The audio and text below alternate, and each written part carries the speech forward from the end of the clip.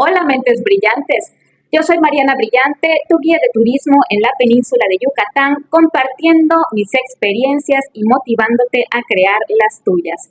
Y este es el Café con Mariana Brillante, un espacio donde aprenderemos juntos sobre la historia, la cultura, las tradiciones, los lugares y la gente más interesante de México y de Yucatán. Si te gusta explorar, aprender cosas nuevas y descubrir historias fascinantes, estás en el lugar correcto. La semana pasada comenzamos esta serie relacionada con la incursión de Salvador Alvarado en Yucatán y en el episodio pasado les dimos la breve biografía de mi general y también hablamos a grosso modo de los antecedentes a su llegada. También les presenté los libros que nos están auxiliando en la preparación de este tema. Y hoy vamos a entrar en la parte medular de los acontecimientos que culminan con la batalla de Jalachó. No se muevan de su asiento, porque esto se va a poner de película. Les voy a contar un poco más sobre la parte más emocionante de Jalachó 1915, el libro de Julio Molina Font, quien era sobrino del rey del Enequén en Yucatán, Olegario Molina, e hijo de su hermano, el historiador Juan Francisco Molina Solís, donde nos cuenta sobre su experiencia durante la rebelión argumerista previa a la llegada de Salvador Alvarado. Quiero comenzar este episodio mencionando la referencia que hace Alvarado en mi actuación revolucionaria en Yucatán sobre el contacto que tuvo con Julio Molina, por entonces un robusto y rubicundo jovencito rubio de 17 años, a quien sus amigos más cercanos llamaban de cariño Molinita. Y dice así: algunos centenares de adolescentes, hijos en su mayoría de las más acomodadas familias yucatecas, cayeron en las redes del argumedismo y aprovechándose indignamente, se les armó y equipó como a soldados para enviarlos a guarnecer el puerto de Progreso.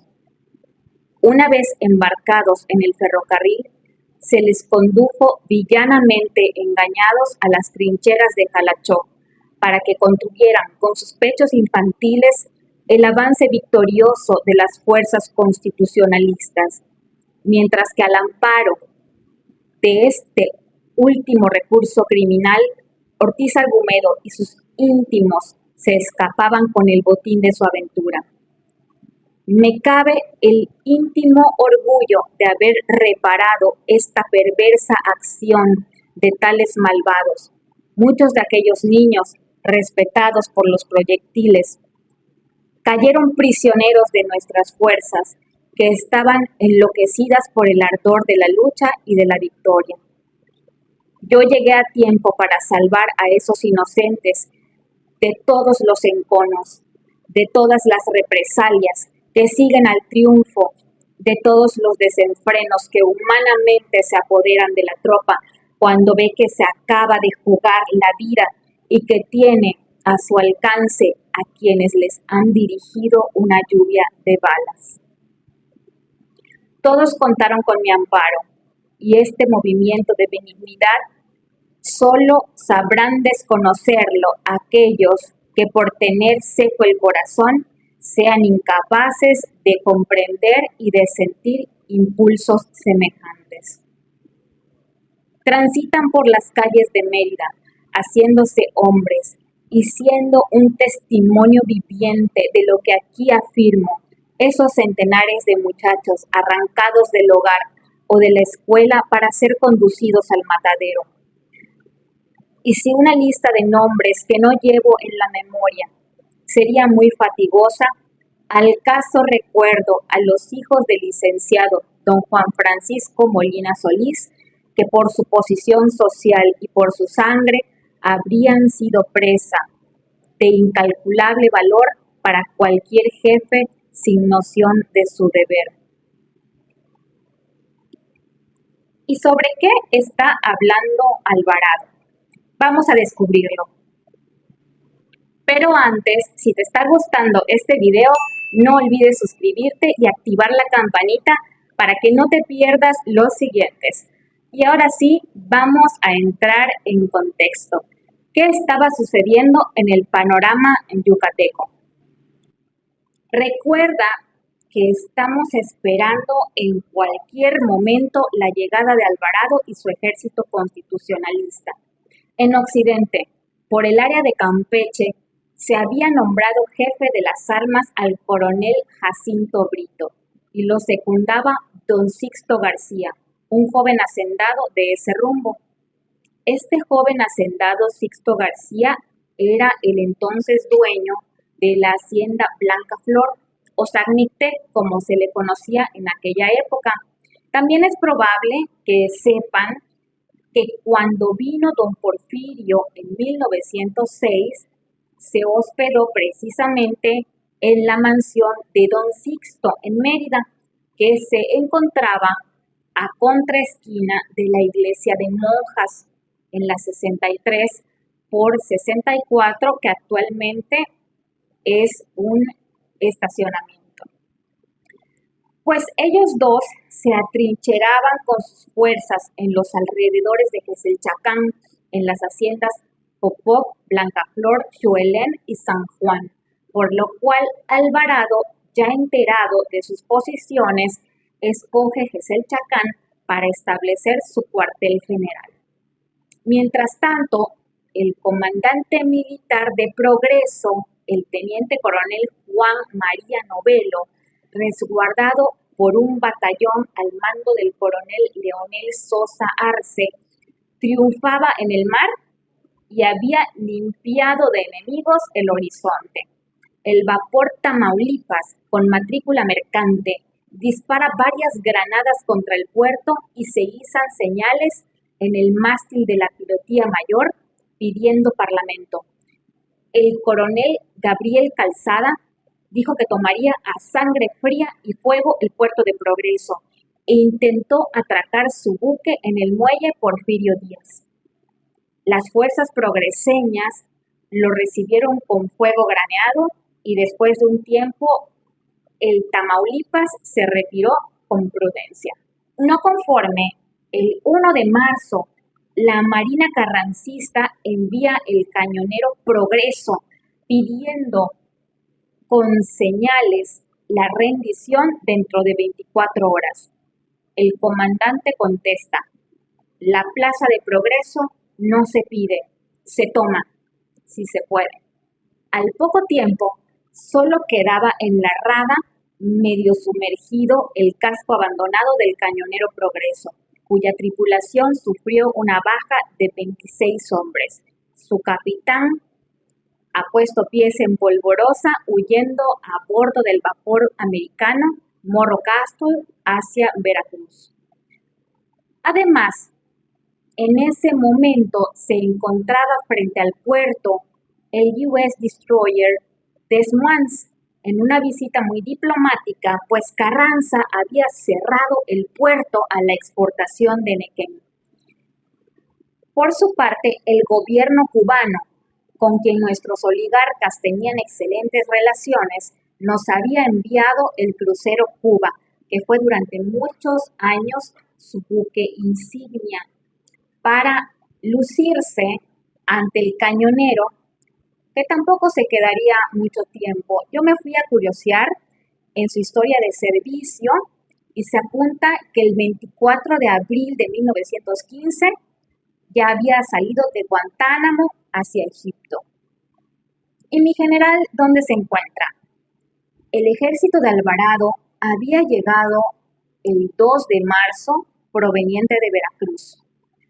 En el transporte Oaxaca venía la infantería, caballería, artillería y hasta una incipiente aviación.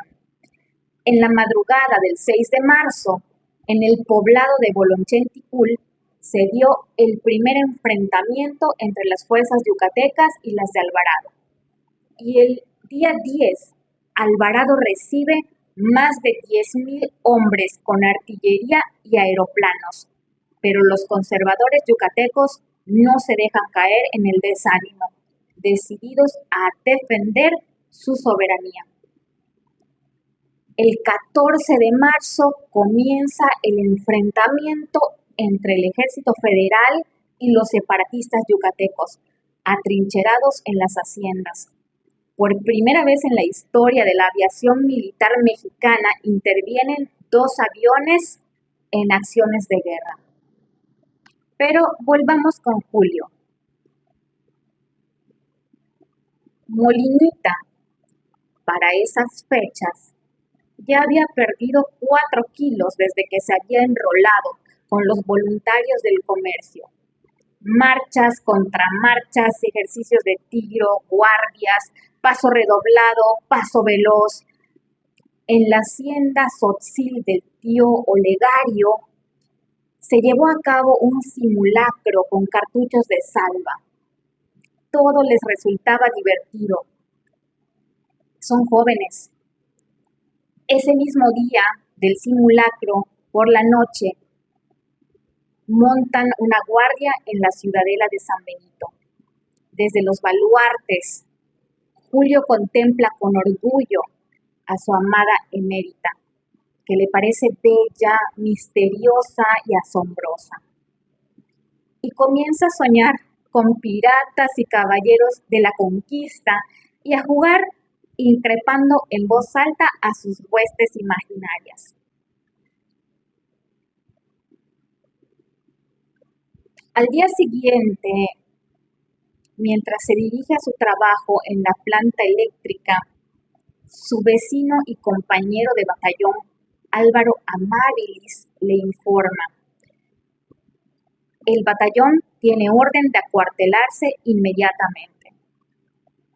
Las noticias que llegan del Camino Real de Campeche no son buenas.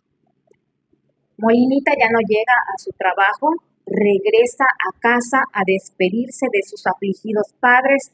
Don Juan Francisco siempre ha puesto las obligaciones cívicas y patrióticas antes que nada. Mamá, reprimiendo las lágrimas, le da un sabucán con ropa limpia y un libro de oraciones. Y en la catedral, un preocupado sacerdote le absuelve de sus pecados. Lo reciben en el cuartel Cepeda Peraza el batallón de voluntarios del comercio, compuesto por el coronel don Rafael Gracida, el mayor don José de Jesús Zumárraga y el capitán Óscar Castillo. Ahí se encuentra también su hermano Hugo. Y aquí la versión de Molinita contrasta con la de Alvarado. Ellos no saben aún si irán a Progreso o a Campeche. El convoy parte a las 2 de la tarde hacia la mortal aventura y a la 1 de la mañana del 15 de marzo llegan a Jalachó. Amigos que llegan de refuerzo desde Blancaflor y Popoc ya corren la voz acerca de la derrota en ese frente. El batallón del comercio ha dinamitado carreteras y establecido trincheras para esperar al enemigo. Unos se han acuartelado en el Palacio Municipal y otros, entre los que se encuentran Julio y Hugo, en la iglesia dedicada al culto del Santiaguito de Jalachó. Y aunque más tarde se les ordenaría unirse a la defensa de la azotea del Palacio Municipal.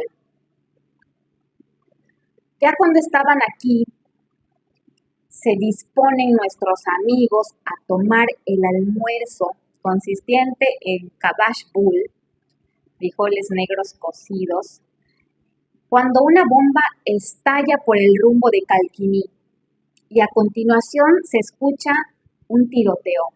El general Musel, al mando del ejército constitucionalista, ha entrado ya en contacto con el coronel Brito.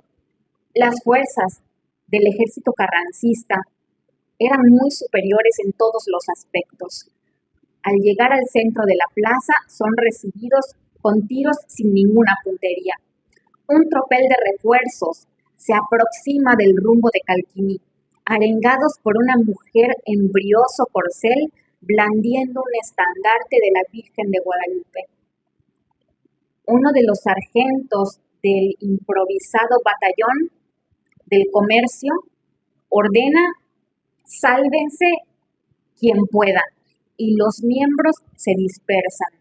Y es así como ya solos, ellos dos, al pasar por una tienducha, Hugo y Julio ven unos caballos que creen que están abandonados, y al acercarse para tomarlos, se encuentran con un grupo de soldados del ejército del general Alvarado que están degustando a toda prisa todo tipo de bebidas alcohólicas, de las que eran las favoritas de los nativos de Jalachó. Este grupo era liderado por un comandante mulato de apellido Chanona, que los va a proteger un buen rato de acabar acribillados por sus subordinados ya ávidos de sangre, aunque con el propósito de entregarlos después al juicio del general Musel. Entre otros varios prisioneros del comandante Chanona, Molinita se encuentra con amigos del batallón, quienes le enteran de la muerte de conocidos de la infancia. Gonzalo Ponce ha muerto, Marat Manzanilla agoniza en el patio de la presidencia municipal. Luego hay muchas anécdotas también que no les voy a comentar ahora, porque pues estoy resumiendo un libro bastante largo en unos cuantos párrafos, pero hay anécdotas con estos muchachos que eran sus amigos. Entonces les recomiendo que lean el libro completo. Los hermanos Molina se conducen con tranquila resignación. Sin embargo, otros chicos no pueden contener los nervios y se quejan y protestan lastimosamente todo el tiempo sin que nadie les preste atención. Más tarde, al ser entregados los prisioneros al teniente Pacheco, Chanona, de quien Julio ya se había hecho amigo, se despediría de la siguiente manera: güerito, yo hice todo lo que pude, pero les van a matar. Así que regálame la frazada que llevas, porque me va a ser más útil que a ti.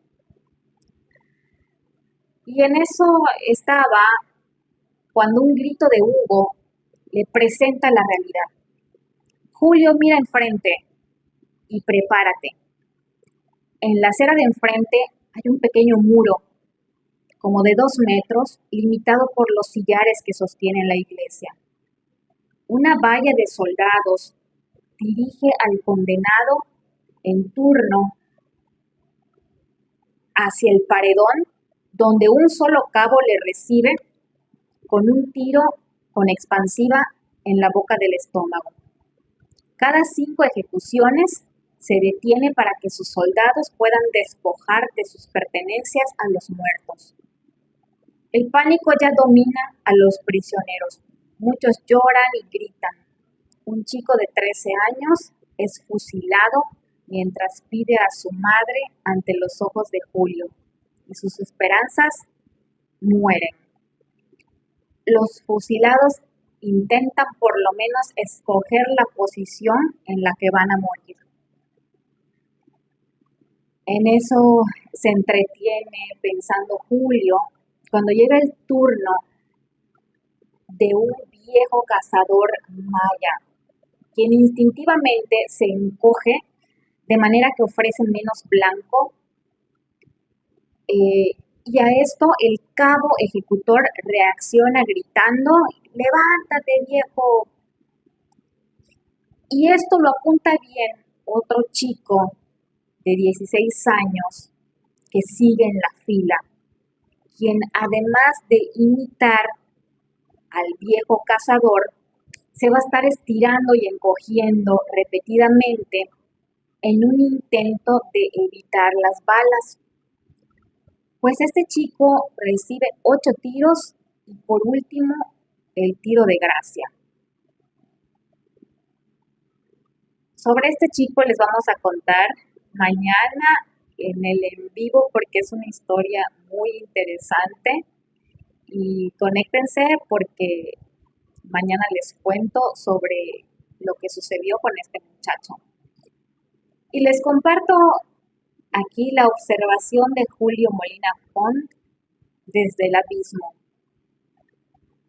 como si se tratase de otro ser independiente de mí. Pienso que mi turno llegará en escasos minutos y veré entonces lo que hay detrás de esa cortina intangible y misteriosa que separa la vida de la muerte. Se escucha entonces acercarse el galopar de un caballo y al llegar el jinete profiere las palabras: «Alto al fuego, orden de mi general Alvarado, suspender las ejecuciones». Es el capitán Garza Leal. 40 han perecido.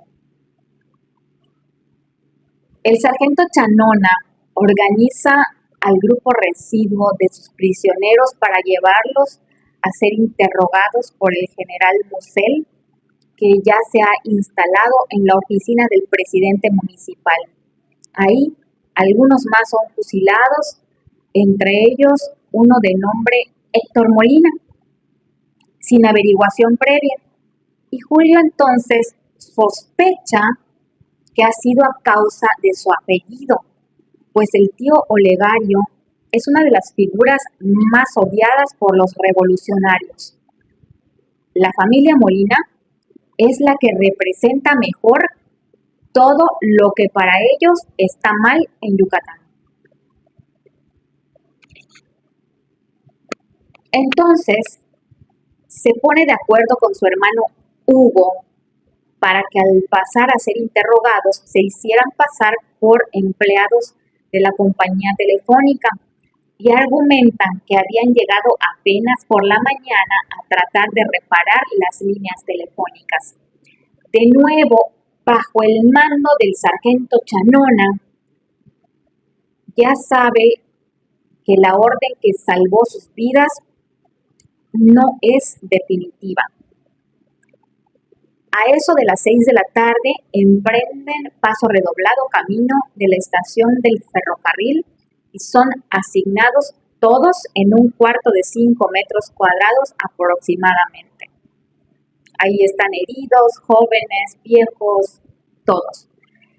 A la mañana siguiente, en un convoy, son transportados en dirección contraria de Mérida y se dan cuenta que se están yendo para Campeche. El trayecto, que es de 12 horas aproximadamente, es un calvario sin luz, aire, alimentos y pues entre lamentos, el calor sofocante y el mal olor de las heridas engangrenadas que dice Julio que nunca iba a olvidar por el resto de su vida. Y ahí, en Campeche, permanecen unos días en la cárcel. Julio ya ha perdido la cuenta de los días y yo hasta este momento la llevaba casi exacta, pero también ya la perdí. Sé que no son tantos como parecen, pero yo estoy segura que vivirlos se habrá sentido como una eternidad. Pues luego de este breve periodo en la cárcel de Campeche son llevados de nuevo a Mérida, en donde se quedarían alojados otros tantos días en la penitenciaría, donde iban a esperar su turno de ser entrevistados por el general Alvarado en el Palacio Municipal. Y Molina describe el encuentro de la siguiente manera: sentado tras una modesta mesa está el general Salvador Alvarado con adusto ceño. Su mirada penetrante perfora sus gruesos anteojos y nos fulmina y nos aplana. Está rodeado de sus secretarios y su estado mayor. Divisamos entre ellos al coronel Planck y al general Musel. que ya para estas horas debe haberme quitado in mentis mi disfraz de telefonista. Julio está en lo correcto. Mientras unos prisioneros serían liberados, él se queda preso junto con su hermano unos 5 días más, hasta que finalmente son exiliados en el vapor Monterrey rumbo a La Habana, ocultos como conspiradores. Salvador Alvarado habla de alrededor de 1,000 prisioneros en total, de los cuales después de su llegada a Mérida liberó a unos 500, la gran mayoría de origen humilde. Públicamente se les entregaron provisiones, dinero, salvoconductos y pases de ferrocarril para que volvieran a sus hogares a pregonar que la revolución no podía ensañarse con los infortunados víctimas del régimen que precisamente se iba a destruir. En mi actuación revolucionaria en Yucatán, que constituye una larga y elocuente defensa de su labor dentro del movimiento, Alvarado acusa también a Abel Ortiz Argumedo y a sus corifeos de encargarse de señalar a su ejército como una horda de asesinos, incendiarios, estupradores y ladrones, que como una maldición infernal caería sobre la sociedad indefensa. Mucho se dice que Alvarado vino a Yucatán a organizar las reservas de la revolución. Eso lo vamos a analizar en el episodio siguiente. Lo que a mí sí me queda claro hasta este punto,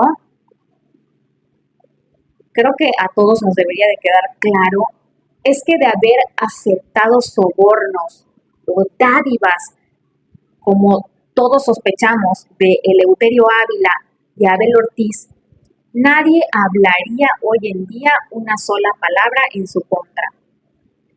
En las palabras de él, las toneladas de papel que ya se llevan gastadas en deturparme y calumniarme, y las que todavía se seguirán consumiendo con tan noble propósito, habrían servido sin duda para cantar desaforadamente mis proezas y mis glorias, falsas las unas y abultadas las otras. También creo que llegado a este punto, debemos tener muy clara la vileza de Abel Ortiz Argumedo. Este nefasto personaje, después de arengar a la población y de improvisar batallones, manipulando civiles sin experiencia, cuando el ejército constitucionalista llegó a Mérida, huyó cobardemente al extranjero, dejando a sus seguidores a su suerte. Además, robó junto con sus aliados grandes sumas de dinero, saqueando el Banco Peninsular, fondos públicos de oficinas federales y estatales, así como dinero de particulares. Lo más indignante es que para los días de las batallas de Blancaflor y Jalachó, Argumedo ya ni siquiera estaba para hacerse responsable de las muertes que provocó con su rebelión.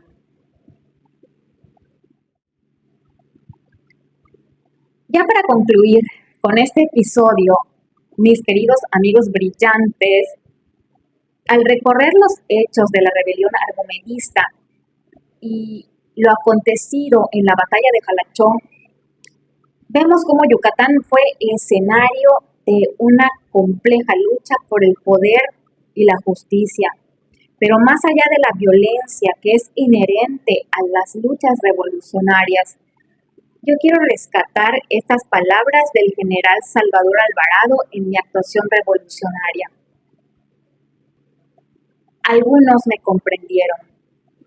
comprendieron todos aquellos que estaban lo suficientemente preparados por su juventud y por su concepto de la vida para rechazar el hecho de que en una región como aquella, a donde había llegado los resplandores más altos de la cultura universal, tuvieran que vivir fuera de la ley los que querían enriquecerse y conservar la riqueza de sus padres.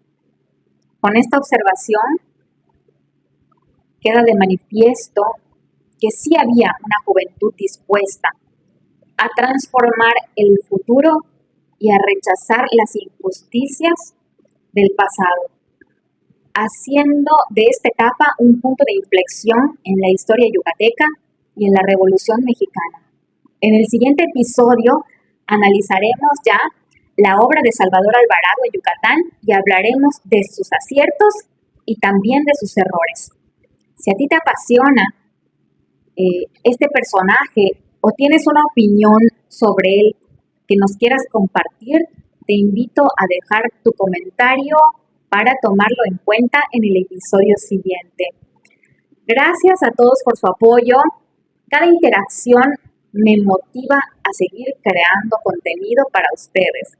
Los quiero muchísimo, son los mejores amigos del mundo mundial. Sigan brillando y sí, aún en los momentos más oscuros. No olviden que su luz ilumina el camino de muchos. Hasta la próxima.